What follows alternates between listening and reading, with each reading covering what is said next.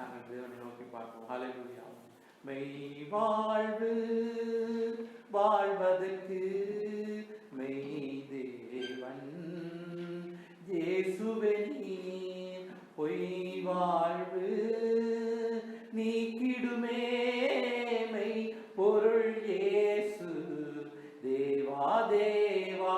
மெய் வாழ்வு வாழ்வதற்கு மெய் தேவன் இயேசுவே நீர் மண்ணில் எண்ணங்கள் மாயை பூவில் யாவுமே மாயை மண்ணில் எண்ணங்கள் மாயை பூவில் யாவுமே மாயை பூவில் மனிதனின் ஜீவியம் பூவை போலவே உலர்ந்து விடும் பூவில் மனிதனின் ஜீவியம் பூவை போலவே உலர்ந்து விடும் மெய் வாழ்வு வாழ்வதற்கு மெய் தேவன் இயேசுவே நீர்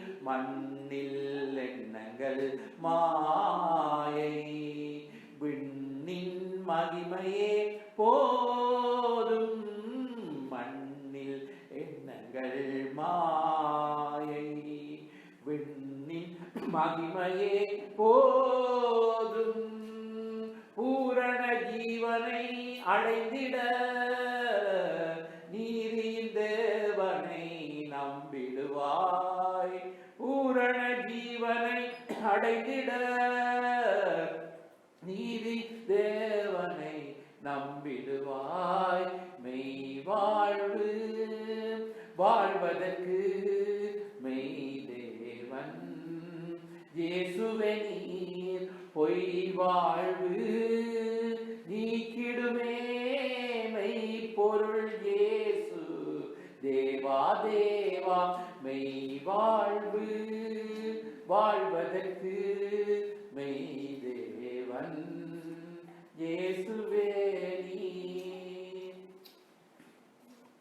எங்களை நேசிக்கிற எங்கள் பரலோக பிதாவே, இந்த மாலை வழியும் ஆண்டவரே உடைய சமூகத்தில் இந்த வழி ஒப்புக் கொடுக்கிறோம். ஆண்டவரே இந்த நாளிலும் ஆண்டவரே கர்த்தாவே அப்பா உடைய ஜீவனுள்ள வார்த்தையோடு எங்களோடு பேசுகிறது இருக்கிறபடினால் நமக்கு நன்றி. பேசுகிற அடியனையும் வார்த்தைகளை கேட்டு வந்திருக்க ஒவ்வொரு பிள்ளைகளும் ரத்த கோட்டைகளையும் மறைக்கிறோம். ஆளுகை செய்யும் நடத்தும் இயேசு நாமத்திலே பிதாவே. செய்திக்கு ஆதாரமாக ஒரு வேத வசனம் ரோமருக்கு 6வது அதிகாரம் 23வது வசனம். பாவத்தின் சம்பளம் மரணம், தேவனுடைய கிருபை வரமோ நம்முடைய கர்த்தராகிய இயேசு கிறிஸ்துவினால் உண்டான நித்திய ஜீவன். ஆமென். என்னுடைய செய்தியின் தலைப்பு நித்திய ஜீவன். நித்திய ஜீவன் சொன்னால் மெய் வாழ்வு என்று தமிழில் இன்னொரு கருத்து சொல்லப்படும். மெய் வாழ்வு அல்லது இன்டர்னல் லைஃப் ஆங்கிலத்திலே ஏவிக லேபர் என்று ஆங்கிலத்தில் பக்தியிலே சொல்லப்படும். இப்போ இந்த உலகத்திலே வாழ்க்கை அது கொஞ்ச காலங்கள் உலகத்திலே நாங்கள் வாழ்கிறோம். நிச்சயமாக சதா காலங்களில் என்றென்றும் அழியாத ஒரு மெய் வாழ்வு நமக்கு தேவன் கடலில் எடுக்கிறார். எனவே நான் அதிலே இந்த வசனத்தில் நீங்கள் பார்க்கும் பொழுது பாவத்தின் சம்பளம் மரணம், தேவனுடைய கிருபை வரமோ நம்முடைய கர்த்தராகிய இயேசு கிறிஸ்துவினால் உண்டான நித்திய ஜீவன் என்று சொல்லப்படுகிறது. இப்போ பாவத்துக்கு ஒரு சம்பளம் கொடுக்கப்படுகிறது, மரணம் என்று சொல்லப்படுகிறது. அப்படி என்று சொன்னால் இன்றைக்கு பாவியாக இருந்து மறிக்கிறார்கள் அல்லது மனம் திரும்பியும் ஆண்டவருடைய பிள்ளைகளும் மறிக்கிறார்கள். அப்போ மரணம் எல்லாருக்கும் பொதுதானே, அதே பாவத்தின் சம்பளம் மரணம் என்று சொல்லப்படுகிறது. நமக்கு ஒரு கேள்வி எழுப்பதற்கு வாய்ப்பு இருக்கிறது.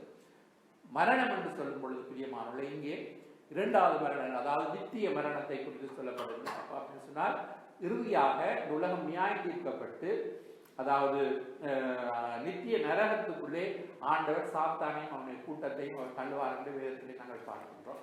எனவே பாவத்தின் சம்பளம் நரகம் என்று சொன்னால் இன்னும் அது நமக்கு விளக்கமாக. மரணம் என்று இந்த இதிலே சொல்லப்படுகிறது அழிந்து கெட்டழிந்து போவதை குறித்து சொல்லப்படுகிறது, அது நரகத்தை குறித்து சொல்லப்படுகிறது. அப்ப பாவம் செய்கிற ஆத்மாவே சாகும் என்றும் இன்னொரு வசனம் சொல்கிறது. எனவே பாவம் கொடியதாக காணப்படுகிறது. இந்த உலகத்திலே இருக்கிற எல்லா வியாதி, கொடிய வியாதி அப்படி மரித்து போனாலும் பரலோகம் போகலாம் மனம் திரும்பினால். ஆனால் பாவத்திலே மரித்தால் பரலோகம் போக முடியாது. அதைத்தான் நாங்கள் அதாவது ஆணித்தரமாய் நாங்கள் புரிந்து கொள்ளோம். எனவே பாவத்தின் சம்பளம் மரணம், அதாவது நம்முடைய கர்த்தராகிய இயேசு கிறிஸ்துவினால் உண்டான நித்திய ஜீவன். கிருபை வரம், கிருபை என்று சொல்லும் பொழுது ஒருவருக்கும் எங்களுக்கு தகுதி இல்லை, ஆனால் தேவன் நம்முடைய ஒரு மனிதனும் தகுதி இல்லாத மனிதனுக்கு தேவன் அருள் ஈவுதான் கிருபை என்று சொல்லப்படுகிறது. எனவே தேவனுடைய கிருபை வரம் அப்படின்றால் இலவசமாக ஆண்டவர் இந்த நித்திய ஜீவனை தருகிறார். இதற்கு பணம் கொடுத்து நாங்கள் வேண்ட வேண்டிய அவசியம் இல்லை. இலவசமாக அவருடைய கிருபையினாலே கிருபை வரமாக நித்திய ஜீவனை தேவன் மனிதர்களுக்கு தருகிறார். அப்ப நாங்கள் அதாவது உலகத்துக்கு ஆண்டவர் வந்து நம்முடைய குமாரனை என்னத்துக்காக அனுப்பினார் என்று சொன்னால் அதற்கு வேத வசனம் யோவான் 3:16 இப்படியாக சொல்லுகிறது. வாசிக்கலாம் இந்த வசனத்தை. தேவன் தம்முடைய ஒரே பேரான குமாரனை விசுவாசிக்கிறவன் எவனோ அவன் கெட்டு போகாமல் நித்திய ஜீவனை அடையும்படிக்கு அவரை தந்தருளி இவ்வளவாய் உலகத்தில் அன்பு கூர்ந்தார். பாருங்கள், தேவன் நம்முடைய ஒரே புதரான குமாரனை யாரெல்லாம் உலகத்திலே யாரெல்லாம் விசுவாசிக்கிறானோ அவர்கள் கெட்டு போகாமல், கெட்டழிந்த நரகத்துக்கு போகாமல் நித்திய ஜீவனை அடையும்படி என்றென்றைக்கும் உள்ள அந்த மெய்வாழ்வை பெறும்படி அவரை தந்தரளி இவ்வளவாக உலகத்திலே அற்புதம். உலகத்தில் இருக்க ஒவ்வொரு மனிதனையும் நேசிக்கும் தேவன் நம்முடைய குமாரனை அனுப்பினார். ஏனென்றால் அதன் மூலம் எல்லோரும் நித்திய ஜீவனை பெற்றுக்கொள்ள வேண்டும் என்று. எனவே இந்த நித்திய ஜீவன் அதாவது உலகத்திலே ஆண்டவரை விசுவாசிக்கும் பொழுது நமக்கு கிடைக்கிறது. அதற்கு அடிப்படை விசுவாசம். யாரெல்லாம் விசுவாசிக்கிறார்களோ அவர்கள் நித்திய ஜீவனை பெற்றுக் கொள்கின்றார்கள். அப்ப நித்திய ஜீவனை குறித்து ஆண்டவர் இந்த உலகத்திலே பாருங்கள், இயேசு ஊழியம் செய்தார். அநேகர் இயேசுவிடத்திலே வந்தார்கள், சுகம் பெற்றுக் கொண்டார்கள். ஆண்டவர் அற்புதம் செய்தார். ஜனங்களுக்கு அப்பத்தை மீனையும் 5000 பேருக்கு போஷித்தார். இப்படியெல்லாம் கண்ட ஜனங்கள் இயேசுவை மறுபடியும் தேடி வரும் பொழுது எந்த இடத்திலும் ஆண்டவர் வந்து நித்திய ஜீவனை குறித்து அவர் பேசுவதற்கு அவர் அதாவது மறுபிறப்பை குறித்து, நித்திய ஜீவனை குறித்து, பரலோக ராஜ்யத்தை குறித்து ஆணித்தரமாக மக்களுக்கு சொல்லிக் கொடுத்தார். அதே நேரத்திலே இந்த உலகத்திலே அவர்களுடைய பிரச்சனைகளை ஆண்டவர் தீர்த்தார். நன்மை செய்கிறவராய் சுற்றி திரிந்தார் என்று சொல்லப்படுகிறது. புண்ணியானிகளை குணமாக்கினார். எனவே வியாதிஸ்தர்களை குணமாக்கினார். அநேகருடைய காரியங்களுக்கு அவர் இந்த உலகத்திலும் செய்தார். அதே நேரத்திலே நித்திய ஜீவனை ஆண்டவர் வலியுறுத்தி பேசுகிறார். யோவான் 6வது அதிகாரத்தில் நீங்கள் பார்ப்பீர்களாக இருந்தால் ஆண்டவருடைய பிரசங்கத்திலே அதாவது 6வது அதிகாரம் 26, 29 ஆகிய வசனங்களை யோவானிலே நாங்கள் பார்ப்போம். இயேசு அவர்களுக்கு பிரதியுத்தரமாக, நீங்கள் அற்புதங்களை கண்டதினால் அல்ல, நீங்கள் அப்பம் புசித்து திருப்தியானதினாலேயே என்னை தேடுகிறீர்கள் என்று மெய்யாகவே உங்களுக்கு சொல்கிறேன்.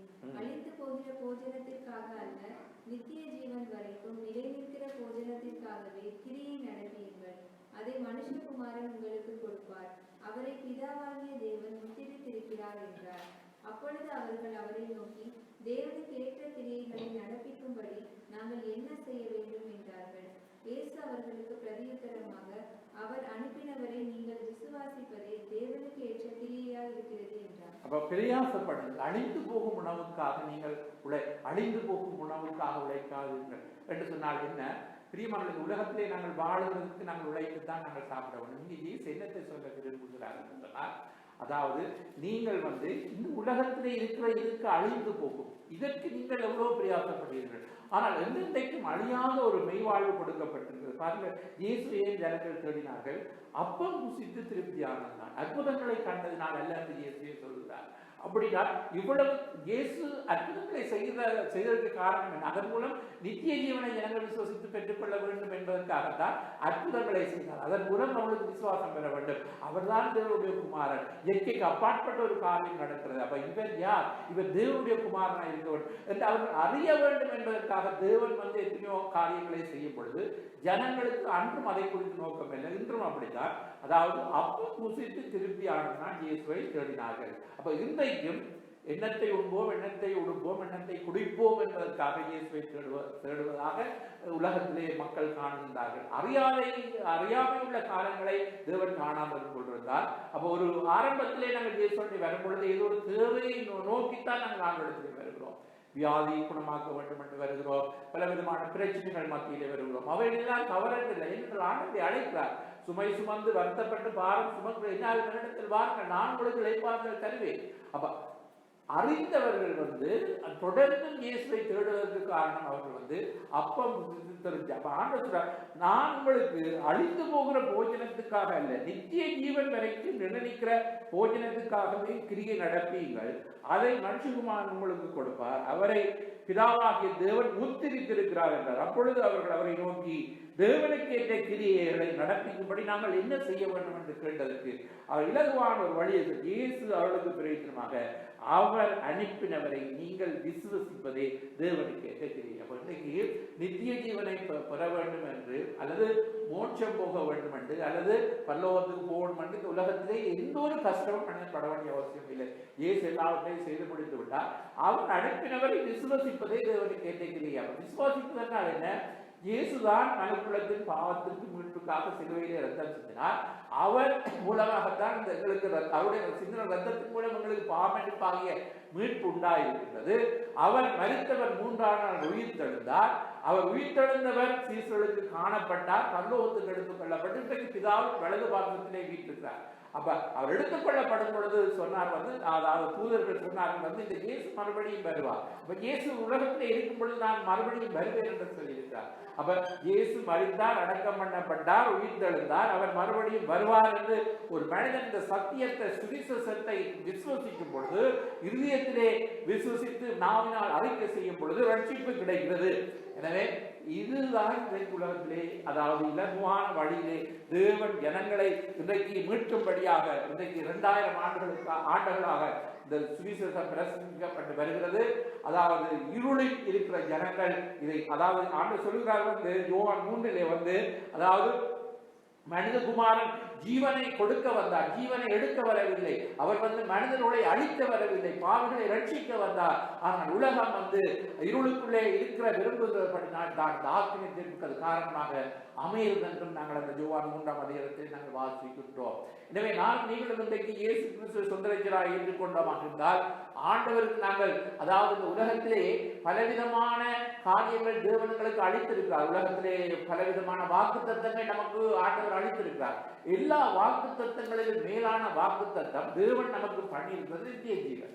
எனவே இந்த நித்திய ஜீவன் அந்த வாக்குத்தத்தம் பண்ணப்பட்ட தேவன் அவர் பொய்யுரையாத தேவனாக இருக்கிறார். அவர் பொய் சொல்வதற்கு அவர் மனிதன் அல்ல, மனம் மாறுவதற்கு அவர் மனுபுத்திரன் அல்ல.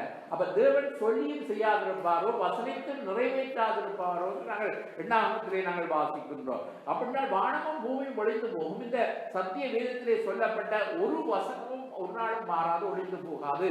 எனவே நீங்களும் இன்றைக்கு இந்த நித்திய ஜீவனை நாங்கள் பெற்றுக் கொண்டிருக்கின்றோம். இது நமக்கு வாக்குத்தத்தம் என்று முதலாவது நாங்கள் புரிந்து கொள்ள வேண்டும். தீத்துக்களில் 1ஆம் அதிகாரம் 3-2 வசனம் 3-4 ஆகிய வசனங்களை வாசிப்போம். பொய்யுரையாத தேவன் ஆதி காலம் முதல் நித்திய ஜீவனை குறித்து வாக்குத்தத்தம் பண்ணி அதை குறித்த நம்பிக்கையை பற்றி தேவ பக்திக்கு ஏதுவான சத்தியத்தை அறிகிற அறிவும் விசுவாசமும் தேவனால் தெரிந்து கொள்ளப்பட்டவர்களுக்கு உண்டாகும்படி ஏற்ற காலங்களிலே நம்முடைய இரட்சகராகிய தேவனுடைய கட்டளையின்படி எனக்கு ஒப்புவிக்கப்பட்ட பிரசங்கத்தினாலே நமது வார்த்தையை வெளிப்படுத்தினார். ஆமென். எவ்வளவு அழகாக இந்த வசனம். அதாவது ஒரு பிரசங்கம், இந்த பிரசங்கம் என்ன பவுல் சொல்கிறார் இந்த பிரசங்கம் அதாவது பொய்யுரையாத தேவன் அதாவது ஆதி காலம் முதல் நித்திய ஜீவனை குறித்து வாக்குத்தத்தம் பண்ணி அதை குறித்து நம்பிக்கை பற்றி தேவ பக்திக்கு ஏதுவான சத்தியத்தை அறிகிற அறிவும் விசுவாசமும் தேவனால் தெரிந்து கொள்ளப்பட்டவர்களுக்கு உண்டாகும்படி ஏற்ற காலங்களில் தம்முடைய இரட்சகராகிய தேவனுடைய கட்டளையின்படி எனக்கு ஒப்புவிக்கப்பட்ட பிரசங்கத்தினாலே தமது வார்த்தையை வெளிப்படுத்துகிறார்கள் சொல்லப்படுகிறது. அப்ப இன்றைக்கு அதாவது சுவிசேஷம் என்பது நித்திய ஜீவனை குறித்ததான அது வாக்குத்தத்தம் பண்ணப்பட்டிருக்கிறது. அது பொய்யுரையாத தேவன். நம்முடைய தேவன் அதாவது மனிதர்கள் ஏதோ ஒன்றை சொன்னால் அவர்கள் மாறி போவார்கள். ஆனால் தேவன் வாக்கு பண்ணினவர், அவர் வாக்கு மாறாதவராயிருக்கிறார். வாக்கு பண்ணினவர் உண்மையுள்ள தேவனாக இருக்கிறார். எனவே நித்திய ஜீவன் நமக்கு வாக்கு பண்ணப்பட்டிருக்கின்றது. எனவே அதாவது எல்லா வாக்கு தத்தங்களை பார்க்கிலும் எங்களுக்கு பிரதானமாக தேவன்களுக்கு வாக்கு தத்தம் கொடுத்திருக்காங்க நித்திய ஜீவன். ஆபிரகாமை அழைத்த வாக்கு தத்தத்தை கொடுத்தார். நிச்சயமாகவே நான் உன்னை ஆசீர்வதித்து பெருகவே பெருக பண்ணுவேன் என்று. அப்ப ஆபிரகாமின் ஆசீர்வாதம் இயேசு கிறிஸ்து மூலமாய் நமக்கு கிடைக்கின்றது. ஆவியை குறித்து சொல்லப்பட்ட வாக்குத்தத்தம் பாருங்கள், வாக்குத்தத்தமானது பேதுரு பிரசங்கிக்கும் பொழுது வாக்குத்தத்தமானது உங்களுக்கும் உங்கள் பிள்ளைகளுக்கும் தூரத்தில் உள்ள யாவருக்கும் உண்டாயிருக்கின்றது. அப்ப பரிசுத்த ஆவியானவரை தேவன் வாக்கு பண்ணியிருக்கிறார். எனவே நித்திய ஜீவனை தேவன் வாக்குத்தம் பண்ணியிருக்கிறார். இதுக்காக இந்த இப்படிப்பட்ட ஒரு நல்ல அருமையான பேதுருதான் இந்த அருமையான வாக்குத்தத்தங்களை பெற்ற நாங்கள் அந்த வாக்கு தத்தத்தை ஆண்டவர்களுக்கு அதாவது நிறைவேற்ற வல்லமுள்ள தேவனாக இருக்கிறார் என்பதை நம்பி நம்முடைய விசுவாச வாழ்க்கையிலே அதாவது நாங்கள் சோர்ந்து போகாமல் தொடர்ந்து நாங்கள் முன்னெடுத்து செல்ல வேண்டியவர்களாக இருக்கின்றோம். எனவேதான் இந்த நித்திய ஜீவன் யோவான் சொல்லுகிறார், 1 யோவான் 2:25 வாசிக்கலாம். அவர் சொன்ன தேவன் நமக்கு கொடுத்த வாக்குத்தத்தம் நித்திய ஜீவனை அளிப்பேன் என்பது. அப்ப இன்றைக்கு பிரியமானவர்களே கிறிஸ்தவம் அங்கே ஓடிக்கொண்டிருக்கின்றது. ஆண்டவர் அதாவது நமக்குள்ளே இந்த உலகத்துக்குள்ளே இருக்கிற ஆசீர்வாதங்கள் தேவன் உண்மையாக ஆபிரகாமின் ஆசீர்வாதம் என்றால் 2 விதத்திலும் தான். ஆனால் பிரதானமானது ஆவிக்குரியது என்பதை இன்றைக்கு மறைக்கப்பட்டு உலகத்தின் ஆசீர்வாதங்களுக்காக இயேசுவை தேடுகிறவர்களாக திரள் கூட்ட ஜனங்கள் இன்றைக்கு பலவிதமான அந்நிய போதனைகளை நான் அழைக்கொண்டு அதாவது அவர்கள் பரிசுத்தம் அதாவது தேவ பக்தி மற்றது அதாவது அப்போஸ்தல உபதேசம் இவைகளிலே நிலைத்திருக்க முடியாது. இந்த இறுதி நாட்களிலே பிரியமானவர்களே வேதம் சொல்வது விசுவாச துரோகம் முன்பு நேரத்து கேட்டின் மகனாகிய பாவ மனுஷன் வெளிப்பட்டாருடைய அந்த நாள் வராது. அப்ப இறுதி நாட்களிலே விசுவாச துரோகம் பண்ணுகிற காலத்திலே நாங்கள் வாழுகின்றோம். எனவே இந்த நாட்களிலே நாங்கள் கவனமாக தேவன் எங்களுக்கு கொடுத்த வாக்குத்தத்தத்தை அவர் நிறைவேற்ற வல்லமுள்ள தேவனாக இருக்கிறார் என்று நாங்கள் இன்னும் அதிகமாய் நாங்கள் விசுவாசிக்கிறோம். அந்த வாக்குத்தத்தங்களை நாங்கள் சுதந்திரித்துக் கொள்வதற்கு தேவன் வாக்கு பண்ணியிருக்கிறார். இவைகளை நாங்கள் சுதந்திரித்துக் கொள்வதற்கு பரம கானானுக்கு நாங்கள் சென்றடைவதற்கு இந்த உலகத்திலே நாங்கள் இந்த வாழ்க்கை பயணத்திலே நமக்கு தேவையானது முதலாவது விசுவாசம் என்று நாங்கள் பார்க்கிறோம். எபிரேயர் 11:6 சொல்லப்படுகிறபடியாக விசுவாசம் இல்லாமல் தேவனுக்கு பிரியமா இருப்பது கூடாத காரியம். ஏனென்றால் தேவனிடத்தில் சேருகிறவர் அவர் உண்டென்றும் அவர் தம்மை தேடுகிறவர்களுக்கு பலன் அளிக்கிறவர் என்றும் விசுவாசிக்க வேண்டும். அப்ப விசுவாசம் இல்லாமல் தேவனுக்கு பிரியமா இருக்கு. அப்ப அவரிடத்தில் அவர் உண்டென்று நாங்கள் விசுவாசிக்க வேண்டும். அவர் தேடுகிறவர்களுக்கு பலன் அளிக்கிறார் என்றால் வாக்குத்தத்தம் பண்ணினவர் அந்த வாக்குத்தத்தத்தை அவர் நிறைவேற்ற வல்லமுள்ள தேவன் என்பதை நாங்கள் 100% நாங்கள் நம்ப வேண்டும், விசுவாசிக்க வேண்டும். அதாவது எபிரேயர் 11 அதாவது விசுவாச முற்பிதாக்களை குறித்து பேசப்பட்டிருக்கிறது. அதாவது காபின் ஆபேலிலிருந்து அந்த கடைசி வரை இயேசு கிறிஸ்து வரை அங்கே இருந்த சகல பரிசுத்தவான்களுடைய பெயர் பட்டியல்கள் அங்கே குறிக்கப்பட்டிருக்கிறது. அநேகர் விசுவாசத்தை எப்படி இந்த வாக்குத்தத்தங்களை பெற்றார்கள் என்றால் விசுவாசத்தின் மூலமாக 33 வாசிப்போம். விசுவாசத்தினாலே அவர்கள் ராஜ்யங்களை ஜெயித்தார்கள், நீதியை நடப்பித்தார்கள், வாக்குத்தத்தங்களை பெற்றார்கள், சிங்கங்களின் வாய்களை அடைத்தார்கள். அப்ப விசுவாசம் இல்லாமல் தேவனுக்கு பிரியம். அப்ப நம்முடைய வாழ்க்கையில ஆண்டவர் அதாவது ஒரு விசை ஒப்புவிக்கப்பட்ட யூதா நிறுவனத்திலே நாங்கள் வாசிக்கின்றோம். இந்த மகா பரிசுத்தமான விசுவாசம் என்று சொல்லப்படுகிறது. எனவே இந்த விசுவாசம் விளைவிக்கதாய் காணப்படுகிறது. அந்த விளைவிக்க இந்த விசுவாசத்தை நாங்கள் காத்துக் கொள்ள வேண்டும். பவுல் தீமோத்தேயுக்கு எழுதும் பொழுது 1 தீமோத்தேயு 6:12 இப்படியாக சொல்கிறார், விசுவாசத்தின் நல்ல போராட்டத்தை போராடு, நித்திய ஜீவனை பற்றிக்கொள், அதற்காகவே நீ அழைக்கப்பட்டாய், அநேக சாட்சிகளுக்கு முன்பாக நல்ல அறிக்கை பண்ணினவனுமாய் இருக்கிறார். அப்ப தீமோத்தேயுக்கு பவுல் சொல்லும் பொழுது அதாவது விசுவாசத்தின் நல்ல போராட்டத்தை போராட அப்படின்னா விசுவாசத்தை நின்று நாங்கள் நல்ல போராட்டம். இந்த உலகம் அந்த கிறிஸ்தவ வாழ்க்கை என்பது போராட்டம் நிறைந்தது. அதற்கு நமக்கு விசுவாசத்திலே நின்றுதான் நாங்கள் போராட முடியும். விசுவாசம் இல்லாமல் போராடி நாங்கள் ஜெயிக்க முடியாது. எனவே விசுவாசத்திலே நின்று நல்ல போராட்டத்தை நாங்கள் போராடி ஓட்டத்தை பவுல் என்னிடத்தில் எழுதுகிறார், நல்ல போராட்டத்தை போராடினேன், ஓட்டத்தை முடித்தேன், விசுவாசத்தை காத்துக்கொண்டேன் என்று சொல்லுகிறார். அப்ப இந்த இடத்திலே தீமோத்தேயுக்கு சொல்லுகிறார் விசுவாசத்தில் நல்ல போராட்டத்தை போராடு, நித்திய ஜீவனை பற்றிக்கொள், இதற்கென்றே நீ அழைக்கப்பட்டிருக்கிறார். அப்ப நாங்கள் அழைக்கப்பட்ட நோக்கம் நித்திய ஜீவனை பற்றிக் கொள்ளும்படியாக.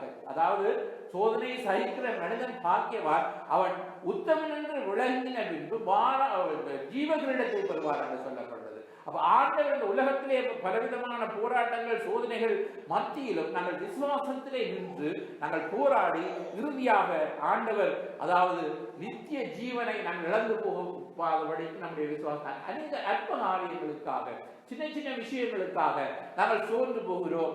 பிரச்சனைகளை கண்டு நாங்கள் சோர்ந்து போகிறோம். ஆண்டவர் இந்த நாட்களிலே நமக்கு இவ்வளவு பெரியதான ஒரு வாக்குத்தத்தத்தை கொடுத்திருக்கிறார், நித்திய ஜீவனை அளிப்பேன் என்று. எனவே அதற்காக நாங்கள் விசுவாசம் மிகவும் முக்கியமாக காணப்படுகிறது. நம்முடைய வாழ்க்கையிலே நாங்கள் விசுவாசத்தை அதாவது காத்து கொள்ள வேண்டும். விசுவாசத்தை அதாவது இழந்து அதாவது நீங்கள் தொடர்ந்து வசனங்களை நீங்கள் பார்க்கும் பொழுது நம்முடைய வாழ்க்கையிலே நமக்கு தேவையான காரியங்கள் மிகவும் முக்கியமானது விசுவாசம். இரண்டாவதாக பொறுமை என்று நாங்கள் பார்க்கின்றோம். பொறுமை எபிரேயர் நிருபத்திலே நாங்கள் வாசிக்கின்றோம். 6வது அதிகாரம் 13 to 15 வரை. ஆபிரகாமுக்கு தேவன் வாக்குத்தத்தம் பண்ணினபோது ஆணையிடும்படி தம்மிலும் பெரியவர் ஒருவரும் இல்லாதபடியினாலே நமது பேரிலே தானே ஆணையிட்டு நிச்சயமாக நான் உன்னை ஆசீர்வதிக்கவே ஆசீர்வதித்து உன்னை பெருகவே பெருக பண்ணுவேன் என்றார். அந்தபடியே அவன் பொறுமையாய் காத்திருந்து வாக்குத்தத்தம் பண்ணப்பட்டதை பெற்றான். அப்ப வாக்குத்தத்தம் பண்ணப்பட்டதை பெற்றார் என்று நாங்கள் பார்க்கிறோம். வாக்குத்தத்தத்தை பெறுவதற்கு இங்கே ஆபிரகாமுக்கு தேவையா இருந்தது பொறுமை என்று நாங்கள் காணுகின்றோம். அப்ப நாங்கள் பொறுமையாய் காத்திருந்து விசுவாசத்தோடு நாங்கள் பொறுமையாய் காத்திருந்து வாக்குத்தத்தை பாருங்கள். ஆபிரகாம் எவ்வளவு காலம் பொறுமையாய் காத்திருக்க வேண்டியிருந்தது. அப்ப நம்முடைய வாழ்க்கையிலே நாங்கள் அதாவது வாக்குத்தத்தம் பண்ணின தேவன் அவர் நித்திய ஜீவனை அளிப்பேன் என்று வாக்கு பண்ணியிருக்கிறார். எனவே நிச்சயமாக அந்த நித்திய ஜீவனுக்குள்ளே நாங்கள் கடந்து செல்வோம் என்ற அந்த நம்பிக்கை விசுவாசம் நமக்கு இருக்க வேண்டும். அதற்கு பொறுமை அவசியமாய் காணப்படுகிறது. ஏனென்றால் எபிரேயர் நிருபத்திலே இன்னும் சொல்லப்படுகிறது 10வது அதிகாரத்திலே 35 to 39 வரை வாசிக்கும் பொழுது ஆகையால் மிகுந்த பலனுக்கு ஏதுவான உங்கள் தைரியத்தை விட்டு விடாதிருங்கள். நீங்கள் தேவனுடைய சித்தத்தின்படி செய்து வாக்குத்தத்தம் பண்ணப்பட்டதை பெறும்படிக்கு பொறுமை உங்களுக்கு வேண்டியதா இருக்கிறது. வருகிறவர் இன்னும் கொஞ்ச காலத்திலே வருவார், தாமதம் பண்ணார். விசுவாசத்தினாலே நீதிமான் பிழைப்பான், பின்வாங்கி போவான். ஆனால் அவனிலே என் ஆத்துமா பிரியமா இராது என்கிறார். நாமோ கெட்டு போக பின்வாங்குகிறவர்களா இராமல் ஆத்துமா ஈடேற விசுவாசிக்கிறவர்களா இருக்கிறோம். அப்ப கெட்டு போவதற்கு பின்வாங்குவதற்கு வாய்ப்பு இருக்கிறது விசுவாசிகளுக்கு. ஆனால் ஆத்மா ஈடேற விசுவாசிக்க வேண்டும் என்றுதான் அங்கே சொல்லப்படுகிறது. இன்றைக்கு அநேகர் இயேசுவிடத்திலும் வந்த பொழுது அநேகர் இது கடினமான உபதேசம், இது யாரும் கேட்பார்கள் என்று பின்வாங்கி போனார்கள். அப்ப சூழ்நிலைகள் அதாவது பலவிதமான பிரச்சனைகள் வரும் பொழுது அதாவது தேவனுடைய சித்தத்தின்படி முதலாவது செய்ய வேண்டும். வாக்கு பண்ணதை பெறுவதற்கு நமக்கு பொறுமை உங்களுக்கு வேண்டியதாக இருக்கிறது. வருகிறவர் இன்னும் கொஞ்ச காலத்திலே வருவார், தாமதம் பண்ணுகிறார். பாருங்கள், ஆண்டவர் வரவில்லை வரவில்லை என்று பொறுமையை இழந்து விடக்கூடாது. ஆண்டவர் சொன்னவர் வருவார், அவர் தாமதம் பண்ணார். ஆனால் தன் விசுவாசத்தினாலே நீதிமான் பிழைப்பார். அப்படின்னா அவனுடைய விசுவாசத்தின்படிதான் நீதிமான் வாழ முடியும். எனவே நீதிமான் பிழைப்பார். பின்வாங்கி போவானால் அவன் மேல் என்ன ஆத்துமா பிரியமாயிராது என்று ஆண்டவர் சொல்லுகிறார். ஆனால் நாமோ கெட்டு போவதற்கு பின்வாங்காமல் ஆத்தும நாங்கள் விசுவசிக்க வேண்டும் பிரியமானவர்களே. எனவே இன்றைக்கு அதாவது அநேகர் கெட்டு போவதற்காக பின்வாங்கி போகிறதை நாங்கள் காண்கின்றோம். அதாவது பின்மாற்றம் என்பது அவருடைய வாழ்க்கையிலே அதாவது அவர்களை அறியாமலேயே தேவனை விட்டு தூரமாக ஜனங்களை கொண்டு செல்கிறது. அதுக்கு பலவித காரணங்கள் சொன்னாலும் அந்த பிரச்சனைகளை முன்வைத்தாலும் பிரியமானவர்களே, இவைகளை எல்லாம் அவர் அறிந்திருக்கிறார். கடைசி நாட்கள் சம்பவங்கள் எழுதப்பட்டிருக்கிறது. ஆண்டவர் அதாவது என்னிடத்தில் உங்களுக்கு சமாதானம் உண்டாகும் பொருட்டு இவைகளை நான் உங்களுக்கு சொன்னேன். உலகத்திலே உங்களுக்கு உபத்திரவம் உண்டு, ஆனால் திடன் கொள்ளுங்கள், உலகத்தை ஜெயித்தேன் என்று சொல்லியிருக்கிறார். அப்ப ஆண்டவர் ஏற்கனவே ஒன்றும் மறைக்கவில்லை, எல்லாம் சொல்லி வைத்திருக்கிறார். திடன் கொள்ளுங்கள் என்று சொல்லியிருக்கிறார். எனவே உலகத்திலே எங்களுக்கு உபத்திரவங்கள் இருக்கிறது, நாங்கள் திடன் கொள்ள வேண்டும் என்றால் உலகத்தை ஜெயித்தவர் நம்மோடு கூட இருக்கிறார். நமக்கு பொறுமை வேண்டியதாக இருக்கிறது. இயேசு அதாவது சீக்கிரம் வருவேன் என்று சொன்னவர் அவர் தாமதம் பண்ண மாட்டார். அவர் நிச்சயமாக வருவார். அவர் பொய்யுரையாதவர். அவர் நிச்சயமாய் சொன்னதை செய்கிறது. நமக்காக வாக்குத்தத்தம் பண்ணினதை அவர் நிறைவேற்ற அவர் வல்லமுள்ள தேவனாக இருக்கின்றார். எனவே நாங்கள் பொறுமையை நாங்கள் காத்துக் கொள்ள வேண்டும் என்று நாங்கள் பார்க்கின்றோம்.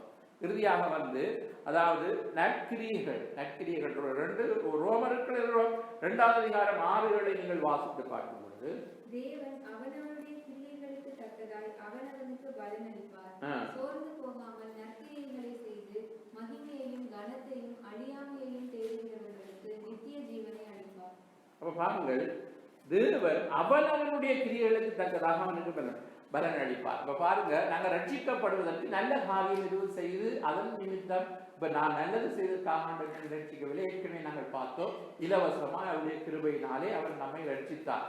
அப்ப நாங்கள் பாவிகளா இருந்தோம், நல்ல காரியங்களை செய்கிறோம் என்பதற்காக எங்களுக்கு ரட்சிப்பு கிடைக்கவில்லை. எங்களுக்கு தேவனுடைய அதாவது கிருபையினாலே தகுதியற்றவர்களா இருந்த எங்களுக்கு கிருபை கிடைத்து ரட்சிப்பை நாங்கள் பெற்றுக் கொண்டோம். ரட்சிப்பை பெற்று பின்பதாக நாங்கள் எப்படியும் வாழ்ந்து நாங்கள் பரலோகம் போகலாம் என்று நாங்கள் நம்பக்கூடாது. நல்ல கிரியைகளை, நல்ல காரியங்கள், நல்ல செயல்களை செய்ய வேண்டும். பிசாசின் கிரியைகளை அழிக்கும்படியே தேவகுமாரன் வெளிப்பட்டார். பிசாசின் கிரியைகள் என்ன? பாவம் செய்வதுதான் பிசாசின் கிரியைகள். பாவம் செய்கிறவன் பிசாசினால் உண்டாயிருக்கின்றான். பிசாசின் கிரியைகளை அழிக்கும்படியே தேவகுமாரனாகிய தேவகுமாரன் வெளிப்பட்டார். அப்ப நல்ல கிரியை என்றால் என்ன? பாவம் செய்யாமல் வாழுவது. பொது நலங்களை குறித்து இரண்டாவது கட்டமாக நாங்கள் எடுத்துக்கொள்ளலாம்.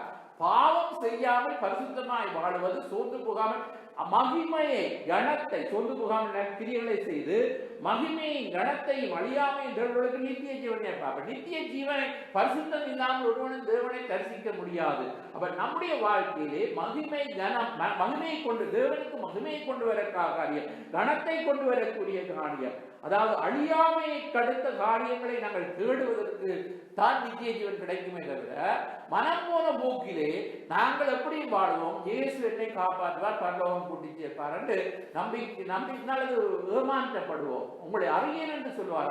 அக்கிரம செய்கைக்காரரே என்னை விட்டு அகன்று போங்கள் என்று சொல்வார். அப்ப இன்றைக்கு ஆண்டவர் நமக்குள்ளே இலவசமாய் இந்த ரட்சிப்பை கொடுத்திருக்கிறார். நாங்கள் சோர்ந்து போகாமல் நல்ல கிரியைகளை செய்கிறவர்களாக, அப்படின்னா தேவனுக்கு சித்தமானது என்ன, தேவன் விரும்புகிற காரியம் என்ன என்பதை நாங்கள் அறிந்து, அதாவது பரிசுத்தத்துக்கு கிடைத்த காரியத்திலே, நீதி கிடைத்த காரியத்திலே நாங்கள் பாவத்தை எதிர்த்து பரிசுத்தமாய் வாழ்வதற்கு நல்ல கிரியைகளை நாங்கள் செய்ய வேண்டிய, நடப்பிக்க வேண்டியவர்களாக நாங்கள் இருக்கின்றோம்.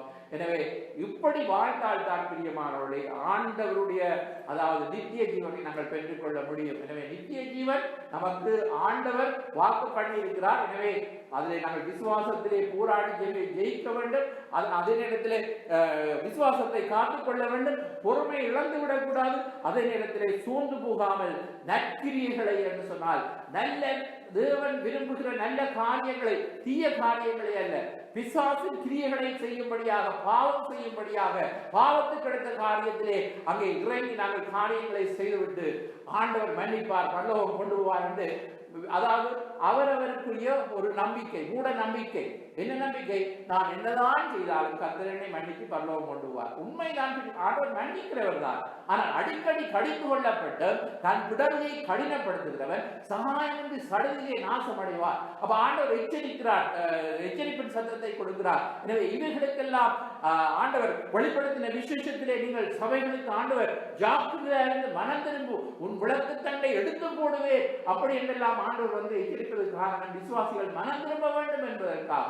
எனவே ஆண்டவர் கொடுத்த இந்த நித்திய ஜீவன், அதற்காக ஆண்டவர் எதையும் செய்து பரலோகம் போலாம் என்று நாங்கள் நம்பிக்கொண்டு வாழக்கூடாது. மாறாக நல்ல கிரியைகளை, நல்ல காரியங்கள், உண்மை உள்ளவைகள் எவைகள், ஒழுக்கம் உள்ளவைகள் எவைகள், நீதி உள்ளவைகள் எவைகள், கற்புள்ளவைகள் எவைகள், அன்புள்ளவைகள் எவைகள், புண்ணியம் புகழப்படத்தக்க காரியங்கள் எவைகள், இவைகளையே சிந்தித்துக் கொண்டிருக்கிறது என்று பிலிப்பியரிலே நாங்கள் வாசிக்கின்றோம்.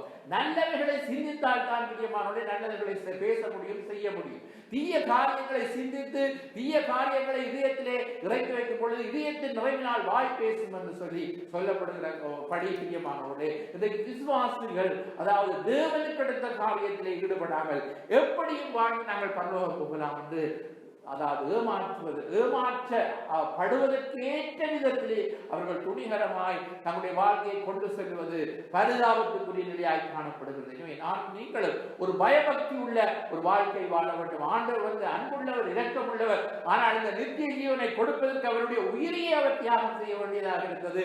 எனவே நானும் நீங்களும் இலவசமாய் கொடுத்த ரட்சிப்பென்று அற்பமாய் எண்ணக்கூடாது. இது விலையேற பெற்றது. ஆண்டவர் நித்திய ஜீவனை அளித்திருக்கிறார். இது எங்கும், அதாவது நீங்கள் நீங்கள் போய் அதாவது என்றென்றைக்கும் அழியாமல் ஒரு மெய் வாழ்வு சதா காலங்களில் ஒரு இன்பமான ஒரு இடத்திலே நாங்கள் வாழ்வதற்கு எங்கேயும் கிடைக்குமா யோசித்து பாருங்கள். ஆண்டவர் தான் அதை செய்ய முடியும். எனவேதான் அவர் தான் எங்களுக்காக ஆயுதம். அவர் சொல்லிட்டு உங்கள் இதயம் கலங்காது இருப்பதாக தேவனிடத்திலே விசுவாசமாயிருங்கள், என்னிடத்தில் விசுவாசமாயிருங்கள். நான் பிதாவின் வீட்டிலே அநேக வாசஸ்தலங்கள் உங்களுக்காக ஒரு ஸ்தலத்தை ஆயத்தம் பண்ணி நான் மறுபடியும் வந்து உங்களை கூட்டி சேர்ப்பேன் என்று சொல்லியிருக்கிறார். எனவே ஆண்டவர் அந்த வார்த்தையின்படி பிரியமானவர்களே, ஆண்டவர் நம்மை ஒரு நாளும் அவர் கைவிடாதது நாங்கள் இருக்கிறோம். அப்ப நாங்கள் பார்க்கும் பொழுது அநேக சொல்வார் இயேசு 2000 ஆண்டுகளுக்காக இதைத்தான் இயேசு சீக்கிரம் வருகிறார் என்று பிரசங்கிக்கிறீர்கள். இன்னும் வந்தபாடா இல்லை. இப்ப ரட்சிக்கப்பட்டு 20 வருஷம் ஆயிட்டு ஆரம்பத்தில் இந்த செய்தார் கொண்டோம், இப்பொழுது இதைத்தான் சொல்லுகிறீர்கள், எப்பொழுதுதான் இயேசு வரப்போகிறார் என்று ஒருவேளை ஒரு சிலர் கேட்கலாம். அல்லது ஒரு இறுதி காலத்திலே பரியாசக்காரர் எழுப்புவார்கள். பரியாசக்காரர் என்ன சொல்ல போகிறார்கள்?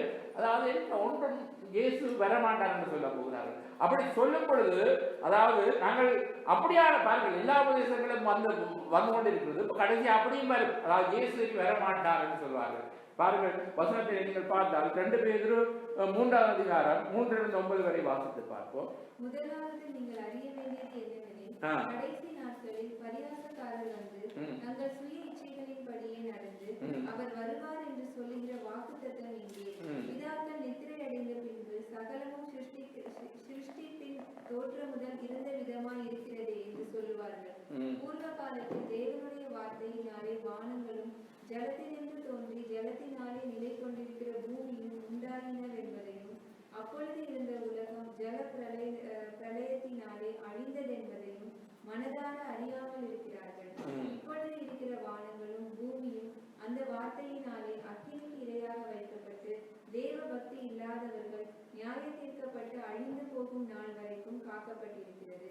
பிரியமானவர்களே, கர்த்தருக்கு ஒரு நாள் 1000 வருஷம் போலவும் 1000 வருஷம் ஒரு நாள் போலவும் இருக்கிறது என்கிற இந்த ஒரு காரியத்தை நீங்கள் அறியாதிருக்க வேண்டாம். தாமதிக்கிறார் என்று சிலர் எண்ணுகிறபடி கர்த்தர் தமது வாக்குத்தத்தத்தை குறித்து தாமதியாயிராமல் ஒருவரும் கெட்டு போகாமல் எல்லாரும் மனம் திரும்ப வேண்டும் என்று விரும்பி நம்மை நீடிய பொறுமை உள்ளவராய் இருக்கிறார். அப்ப தேவனுடைய நீடிய பொறுமையை பாருங்கள், எவ்வளவு பொறுமையா இருக்கிறார். நீடிய பொறுமையானவர். அதுக்கு காரணம் தாமதித்துக் கொண்டிருக்கிறார். எல்லாரும் நம்மேதான் பேர் எழுதுகிறார். நம்ம ஒவ்வொரு மீதும் அது நாங்கள் ரட்சிக்கப்பட்டவர்களாக இருந்தாலும் அறியாதவர்களாக இருந்தாலும் ஆண்டவரோடு நாங்கள் அதாவது பரலோகம் வர வேண்டும். இன்றைக்கு நாங்கள் மனம் திரும்புவோம். இன்றைக்கு ஒரு சந்தர்ப்பத்தை கிருபை நாட்களை ஆண்டவர் கூட்டிக் கொடுத்து கொண்டே இருக்கிறார். எனவே இந்த நாட்களில் அவருடைய நீடிய பொறுமையை தான் நாங்கள் புரிந்து கொள்ள வேண்டும். நீடிய பொறுமையாக இருக்கிறார். எல்லோரும் மனம் திரும்ப வேண்டும் என்று. எனவே இன்றைக்கு அதாவது எல்லாம் அப்படித்தான் இருக்கிறது என்று சொல்வார்கள். வானமும் பூமியும் அதாவது நோவாம் காலத்திலே இன்றைக்கு வரலாற்றிலே சொல்லப்படுகிறது, பூமி அழிக்கப்பட்டு ஜலத்தினாலே அழிக்கப்பட்டது, இப்பொழுது அக்னிக்கிரியாக வைக்கப்பட்டிருக்கிறது சொல்லப்பட்டது. இவர்கள் இதை அறியாமல் இருக்கிறார்கள் என்று சொல்லப்படுகிறது. எனவே இன்றைக்கும் அநேகர் சொல்கிறார்கள், அது எத்தனையோ ஆண்டுகளுக்கு முன்பதாக எழுதப்பட்ட இந்த பைபிள், இது பழைய பைபிள், இதிலே எல்லாம் இப்பொழுது இந்த நாட்களுக்கு இது நடைமுறைக்கு சரிவராது என்று சொல்வார்கள். கூடுதலாக வந்து அதாவது அமெரிக்காவை பொறுத்தவரையில ஓரளவுக்கு அந்த கிறிஸ்தவர்கள் நிறைந்த நாடாக இருக்கிறபடினாலே பைபிளை நம்புகிறார்கள். ஆனால் ஐரோப்பாவிலே பிரியமானவர்களை கிறிஸ்தவ நாடுதான். ஆனால் வேதாகமத்தை நம்புவதற்கு அவர்களுக்கு அது பரியாசம் போல இருக்கின்றது. எனவே இந்த உலகத்திலே பிரியமானவர்கள் இந்த ஜனங்கள் வந்து இதை அவருடைய கண்கள் மறைக்கப்பட்டிருக்கிறது. இன்றைக்கு இயேசுவை பற்றி பேசினால், ரட்சிப்பை குறித்து பேசினால், அல்லது இயேசு வரப்போகிறார் என்று சொன்னால், இயேசு அதாவது சபையை குறித்து பேசினால் ஜனங்களுக்கு ஒரு அது ஒரு புதினமான காரியம் போல் இந்த ஐரோப்பாவிலே காணப்படுகிறது. எனவே இந்த இடத்திலே அதாவது நாங்கள் இன்னும் அதிகமாக ஜெபிக்க வேண்டும். இந்த மனக்கண்கள் திறக்கப்பட வேண்டும். ஜனங்கள் கடவுளுடைய வார்த்தையை நம்ப வேண்டும், வேதாகமத்துக்கு திரும்ப வேண்டும் என்று சொல்லி. எனவே நாங்கள் இந்த நாட்களிலே இருக்கிற இந்த ஐரோப்பா கண்டமானது மிகவும் அந்த கிறிஸ்துவின் ஆட்சிக்கு இந்த இடத்திலே இருந்துதான் அந்த காரியங்கள் எழுப்புவதற்கு ஏற்ற காரியங்களை நாங்கள் அறிந்திருக்கிறோம். எனவே நாங்கள் இருக்கிற இடம் சாதாரணமான இடம் அல்ல. எனவே நாங்கள் இந்த நாட்களில் நம்முடைய விசுவாசத்தை நாங்கள் காத்துக்கொள்ள வேண்டும். எப்படிப்பட்ட காரியங்கள் வந்தாலும் எங்களுக்கு கொடுக்கப்பட்ட அந்த இலக்கை நாங்கள் இழந்து விடாமல் நித்திய ஜீவனை நாங்கள் கட்டிக்கொண்டு வாக்குத்தத்தம் பண்ணினவர் உண்மையுள்ளவராயிருக்கிறார். அவர் சொன்னதை செய்வதவனாக இருக்கிறார். அவர் வாக்கு மாறாதவர். அவர் சீக்கிரம் அவர் சொன்னவர். அவருடைய வாக்குத்தத்தத்தை குறித்து அவர் தாமதிக்கவில்லை. மனம் திரும்ப வேண்டும் என்று அவர் நீடிய பொறுமையாக இருக்கின்றார். அவர் இறுதியாக நாங்கள் பார்க்க வேண்டும், ஆண்டவர் எப்படிப்பட்ட பலனோடு நமக்கு வருகிறார் என்று சொன்னால், அதாவது வெளிப்படுத்தின விசேஷம் 22வது அதிகாரம் 11 14 வரை வாசித்து பார்க்கும் பொழுது, அநியாயம் செய்கிறவன் இன்னும் அநியாயம் செய்யட்டும், அசுத்தமாய் இருக்கிறவன் இன்னும் அசுத்தமாய் இருக்கட்டும், நீதி உள்ளவன் இன்னும் நீதி செய்யட்டும், பரிசுத்தம் உள்ளவன் இன்னும் பரிசுத்தமாகட்டும். இதோ சீக்கிரமாய் வருகிறேன், அவனவனுடைய கிரியைகளின்படி அவனவனுக்கு நான் அளிக்கும் பலன் என்னுடனே கூட வருகிறது. நான் அல்பாவும் ஒமேகாவும் ஆதியும் அந்தமும் முந்தினவரும் பிந்தினவருமாய் இருக்கிறேன். ஜீவ விருட்சத்தின் மேல் அதிகாரம் உள்ளவர்களாவதற்கும் வாசல்கள் வழியாய் நகரத்திற்குள் பிரவேசிப்பதற்கும் அவருடைய கற்பனைகளின்படி செய்கிறவர்கள் பாக்கியவான்கள். ஆமென். அவருடைய கற்பனைகளின்படி செய்கிறவர்கள் பாக்கியவான்கள் என்று சொல்லப்படுகிறது. அப்ப தேவனுடைய கற்பனைகள், அப்ப தேவன் அவருடைய வார்த்தையை நமக்கு தந்திருக்கிறார். எனவே அவைகளை கை கொண்டு நாங்கள் நடக்கும் பொழுதுதான் நாங்கள் அப்ப இது அது பாரமானது அல்ல என்று சொல்லுவார். அவருடைய கற்பனைகள் பாரமானது அல்ல. அநியாயம் செய்து சொல்வார்கள், அநியாயம் செய்கிறார்களே ஆண்டவர் அனுமதிக்கிறார், எல்லாவற்றையும் அனுமதிக்கிறார். ஆண்டவர் இன்றைக்கு அதாவது ஒரு மனிதன் தவறு செய்யும் பொழுது அவனை அழிக்கிறவர் அல்ல, ஆண்டவர் அனுமதித்திருக்கிறார். ஒரு நாள் இருக்கிறது நியாயத்தின் பின்னால், அப்பொழுதுதான் அங்கே அவர்களுக்கு தெரியும். அப்ப இந்த நாட்களிலே ஆண்டவர் பரிசுத்தம் உள்ளவர், அக்கிரமத்தான் எல்லாத்தையும் அனுமதிக்கிறார். ஆனால் நீதி செய்கிறவன் பரிசுத்தம் உள்ளவன் இன்னும் நீதி செய்யட்டும், இதோ சீக்கிரமாய் வருகிறேன், அவன் அவனுடைய கிரியைகளின் தக்கதாக பலன் நன்னோடு வருகிறது. அப்ப நீங்கள் அதாவது கலாத்தியர்களை நாங்கள் பார்க்கின்றோம், அந்த வசனத்தை நாங்கள் வாசிக்க மறந்து விட்டோம், அதை வாசிப்போம். கலாத்தியர்களை 6வது அதிகாரம் 7, 8 ஆகிய வசனங்களை வாசிக்கும் பொழுது, மோசம் போகாதிருங்கள், தேவன் தம்மை பரியாசம் பண்ண விட்டார், மனுஷன் எதை விதைக்கிறானோ அதையே அறுப்பான். தன் மாம்சத்திற்கென்று விதைக்கிறவன் மாம்சத்தினால் அழிவை அறுப்பான், ஆவிக்கென்று விதைக்கிறவன் ஆவியினாலே நித்திய ஜீவனை அறுப்பான். ஆமென். விதைக்கிறதை தான் நாங்கள் அறுப்போம் இல்லையா? நல்ல விதையை தான் நல்ல பலனை அறுப்போம். தீய விதையை விதைக்கும் பொழுது தீய காரியங்கள் தான். ஒன்றை விதைத்துட்டு நாங்கள் இன்னொன்றை எதிர்பார்க்க முடியாது. அதே போல மாம்சத்துக்கென்று விதைக்க முடியும் விசுவாசிகள். அழிவை அறுப்பான் என்றால் அது முடிவு அந்த அழிவு என்று சொல்றது. அந்த தேவன் தம்மை பரியாசம் பண்ண விட்டார் என்று சொல்லப்படுகிறது. பவுல் சொல்லுகிறார் ஏனென்றால் இன்றைக்கு பரியாசம் பண்ணுகிற விதத்திலே, அதாவது தவறான விசுவாசம், அதாவது தவறான, அதாவது நாங்கள் நினைக்கிறோம் விசுவாசிகள் எப்படி நாங்கள் செய்து பரலோகம் போகலாம் என்று. அப்ப தேவன் நம்மை பரியாசம் பண்ண வேண்டாம். மனிதன் எதை விதைக்கிறானோ அதை அறுப்பான் என்பது மாம்சத்துக்கென்று விதைத்தால் அழிவைத்தான் அறுக்க முடியும். ஆனால் ஆவிக்கென்று நாங்கள் விதைத்தால் நித்திய ஜீவனை அறுக்க முடியும். எனவே நாங்கள் மாம்சத்துக்கென்று விதைத்து நித்திய ஜீவனை அடையலாம் என்றால் முடியாத காரியம். எனவே மாம்சத்து கிரியைகளை அழித்து ஆவியின் கிரியைகளை, ஆவிக்குரிய காரியங்களை நாங்கள் விதைக்கும் பொழுது நித்திய ஜீவனை நாங்கள் அறுப்போம். அவனுடைய கிரியைகளின் தக்கதா பலன் தான் ஆண்டவர் கொடுக்க போகிறார். பாவம் செய்தால் அதுக்குரிய தண்டனை, நீதி செய்தால் நீதிக்குரிய தண்டனை. எனவே ஆண்டவர் அவருடைய கிரியைகளுக்கு தக்கதான அவன் என்னென்ன காரியங்கள் செய்தாரோ அதன்படிதான் பலன் வருகிறது. அவர் சொல்லுகிறார் அவருடைய கற்பனைகளின் படி நாங்கள் செய்யும் பொழுதுதான் பாக்கியவான்கள் என்று. எனவே இந்த நாட்களிலே பிரியமானவர்களே, ஆண்டவர் இரக்கம் உள்ளவர், அன்புள்ளவர், நீதி உள்ளவர். அவர் தீங்குக்கு மனஸ்தாபப்படுகிற தேவன். பாருங்கள், பொய்யாத தேவன், தீங்குக்கு மனஸ்தாபப்படுகிற தேவன். அப்ப இந்த உலகத்திலே மனிதர்கள் நிமித்தம் ஆண்டவர் தன்னுடைய முடிவை மாற்றுகிறார். நினைவு பட்டணத்தை அழிப்பேன் என்று சொன்னவர் அவர்கள் மனம் திரும்பின பொழுது அவருடைய தீங்குக்கு மனஸ்தாபப்பட்டார். மோசையின் நாட்களிலே ஜனங்களை அழிப்பேன் என்று சொன்ன பொழுது மோசே திறப்பின் வாசலில் ஜெபித்த பொழுது தேவன் அவர்களுக்காக இறங்கினார் நாங்கள் பார்க்கிறோம். எனவே மனிதனுடைய கரத்தில்தான் இருக்கிறது நல்ல காரியங்கள். ஆண்டவர் இந்த உலகத்திலே பாருங்கள், இன்றைக்கு இந்த காலகட்டத்திலே, அதாவது இந்த தேவனுடைய தீர்ப்பு இந்த உலகத்திலே வந்திருக்கிறது என்று நாங்கள் சும்மா இருக்க முடியாது. மோசையை போல நாங்கள் திறப்பின் வாசலில் நின்று ஆண்டுடைய சமூகத்தை நாங்கள் மன்றாடுகின்றோம், இந்த உலகத்துக்கு ஒரு மீட்பு கிடைக்கப்படும். எனவே ஜனங்கள் மனம் திரும்பும் பொழுது அல்லது ஜெபிக்கிற ஜனங்கள் எழுப்பும் பொழுது தேவன் தீங்குக்கு மனஸ்தாபப்பட்டு காரியங்களை செய்வார். ஆனால் நித்திய ஜீவன் வாக்கு பண்ணினவர், அந்த வாக்கு தத்தத்தை யாருமே மாற்ற முடியாது. அதாவது அவர் எங்களுக்காக எல்லாவற்றையும், சில காரியங்களை ஆண்டவர் உறுதிப்படுத்தி அதை அப்படியே செய்து முடித்து விட்டார். சில காரியங்களை ஆண்டவர் மாற்றத்தை கொண்டு வருவார். ஆனால் நித்திய ஜீவன், ரட்சிப்பு, பரலோகம், நரகம் இவைகளை யாருமே மாற்ற முடியாது. ஆண்டவர் சொன்னது சொன்னதுதான். அதுதான் பைபிளிலே அங்கே சொல்லப்படுகிறது. எனவே அவர் சத்தியத்தை மறுவீர்கள், சத்தியம் உங்களை விடுதலையாக்கும் என்று சொல்லியிருக்கிறார். எனவே இந்த நாட்களிலே பிரியமானவர்களே, பலவிதமான சோதனைகள் எங்களை நெருங்கி வந்தாலும் வேதம் சொல்வது எபிரேயர் 12 அதாவது பாரமான யாவற்றையும் நம்மை சுற்றி இருக்கிற பாவத்தை உதறி தள்ளிவிட்டு விசுவாசத்தை தொடங்குகிறவரும் முடிக்கிறவருமாகிய கர்த்தராகிய இயேசு கிறிஸ்துவை நோக்கி நமக்கு நியமித்திருக்கிற அந்த ஓட்டத்தை பொறுமையோடு ஓடக்கடுவோம் என்று. எனவே இயேசுக்காக முன்வைத்த காலை பின் வைக்காமல் தொடர்ந்து ஓடி முடிக்க கர்த்தர்களுக்கு பலம் தர வேண்டும். நித்திய ஜீவனை பற்றிக் கொள்வோம், நல்ல போராட்டத்தை போராடுவோம். இயேசு சீக்கிரம் வருகிறார், அவருடைய வரைக்கு நாங்கள் ஆயத்தப்படுவோம். உடனே நாங்கள் ஜெபிக்க போகிறோம். ஹல்லேலூயா. நன்றி ஆண்டவரே, உம்மை நன்றியோடு துதிக்கிறோம் ஆண்டவரே. ஹல்லேலூயா, ஹல்லேலூயா, ஹல்லேலூயா. நன்றி ஆண்டவரே, உம்மை நன்றியோடு ஸ்தோத்தரிக்கிறோம் அப்பா பிதாவே. உம்மை நன்றியோடு ஸ்தோத்தரிக்கிறோம் அப்பா. ஹல்லேலூயா, ஹல்லேலூயா. என்னை நடத்திடும் தேவா, ஒவ்வொரு நாளும் உம் கரத்தால் என்னை நடத்திடும் தேவா, ஒவ்வொரு நாளும் உம் கரத்தால் உம்மை பிரிந்து நான் எங்கு போவேன், நித்திய ஜீவன் அளிப்பவரே. உம்மை பிரிந்து நான் எங்கு போவேன், நித்திய ஜீவன் அளிப்பவரே.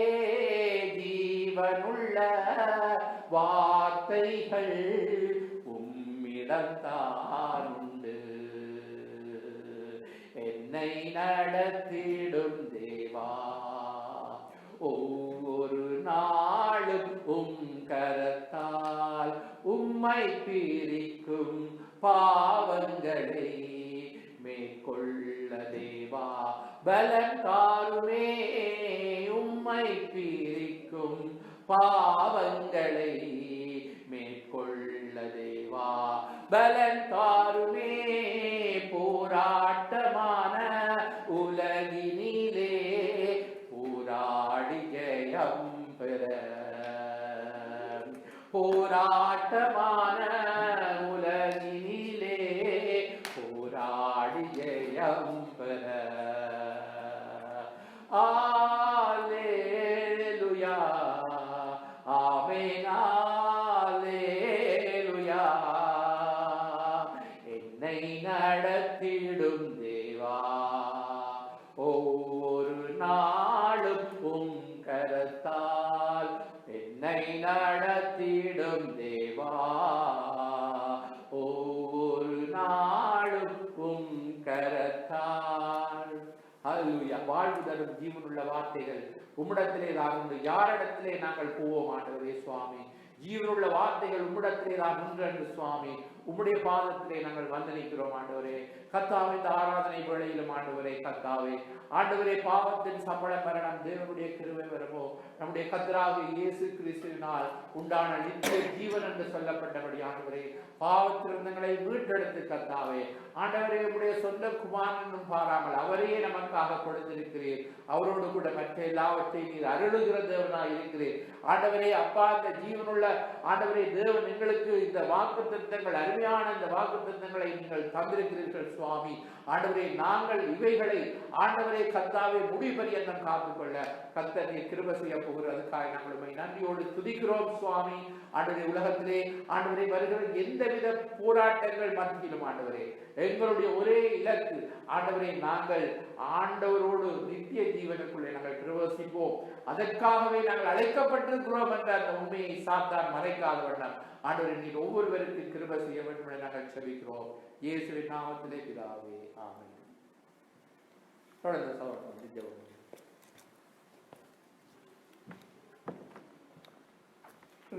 ஜெபித்து நாங்கள் நம்பிக்கை போகிறோம். எல்லாம் துதிகளை செலுத்துவோம்.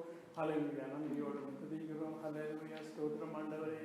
நீ செய்ய நினைத்தது தடைப்படாது, எனக்காக யாவையும் செய்யும் தேவனே.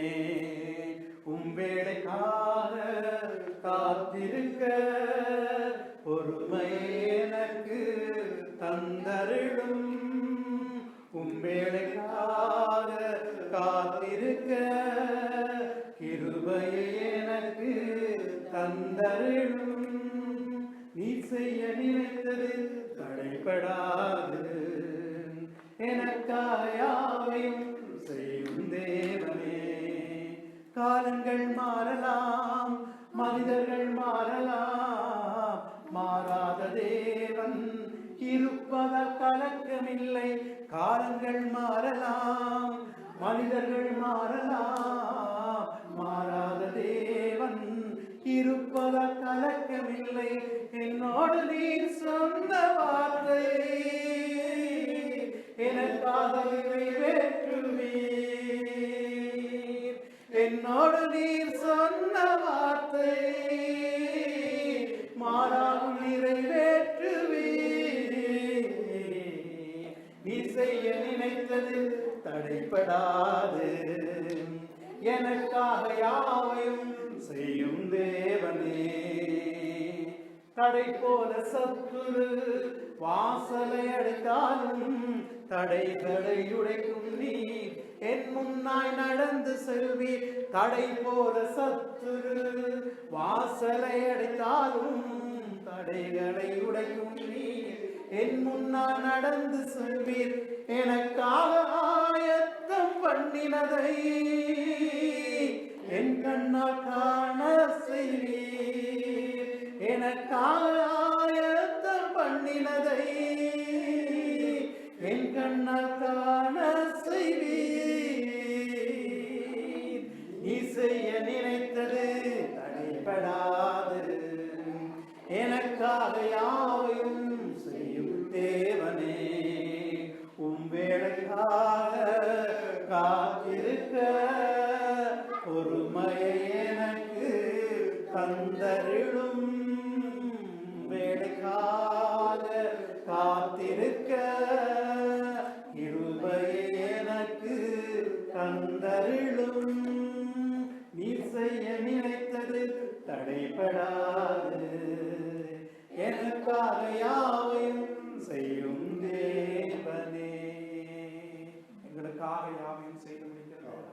நித்திய ஜீவனை எங்களை கொடுப்பார் என்று வாக்கு பண்ணியிருக்கிறார். ஆகவே நாங்கள் பொறுமையோடு ஓட கடவோம்.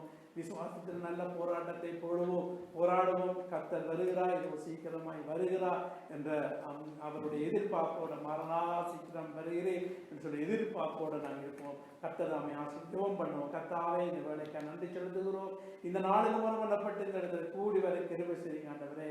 அப்பா நித்திய ஜீவனுடைய வார்த்தைகளை எங்களை கொடுத்ததற்காக நன்றி. உங்களுடைய வேலைக்காக ஸ்தோத்திரம். கர்த்தாவே இந்த வேலையிலும் கர்த்தாவே இந்த இடத்துல வந்து கர்த்தரை ஆராய்ச்சி பிள்ளைகளை பலப்படுத்துங்க. இன்னுமாக கர்த்தாவே தேசங்கள் தோறும் ஜனங்கள் ஆராதிக்க ஆண்டவரே வருகிற நாட்களும் இந்த கிருபை வருகட்டும் ஆண்டவரே. இந்த வியாதி நோய்கள் ஆண்டவரே அகன்று போய் தேவனை ஆராதிக்கிற ஆண்டவரை கூடாரங்கள் எழும்பட்டும் கர்த்தாவே. அப்பா உங்களுடைய வருகைக்காக ஜனங்கள் வாய்க்கப்பட கிருபை கொடும். இந்த இடத்துல வந்து ஒவ்வொரு பிள்ளைகளும் ஆசீர்வதி போக்கிலும் பலத்திலும் கூட வழி நடத்துங்கள். ஆசீர்வதிங்க, பலப்படுத்துங்க. இயேசுவின் நாமத்தில் நான் ஜெபிக்கிறோம் எங்கள் ஜீவனும் நல்ல பிதாவே. ஆமென் ஆமென் சொல்வோம். எல்லாரும் ஆத்துமாவே கர்த்தரை ஸ்தோத்திரி, எங்களுள்ளவருடைய பரிசுத்த நாமத்தை ஸ்தோத்திரி. ஆத்துமாவே கர்த்தரை ஸ்தோத்திரி, கர்த்தரை சகல மகாரங்களை மறவாய். நம்முடைய கர்த்தராகிய இயேசு கிறிஸ்துவின் கிருபையும் பிதாவாகிய தேவனோடு இடைவிடாத அன்பும் பரிசுத்த ஆவியான அன்பின் ஐக்கியமும் நம் அனைவரும் கூட இருப்பதாக. ஆமென் ஆமென். God bless you. கர்த்தர் உங்களை ஆசீர்வதிப்பார்.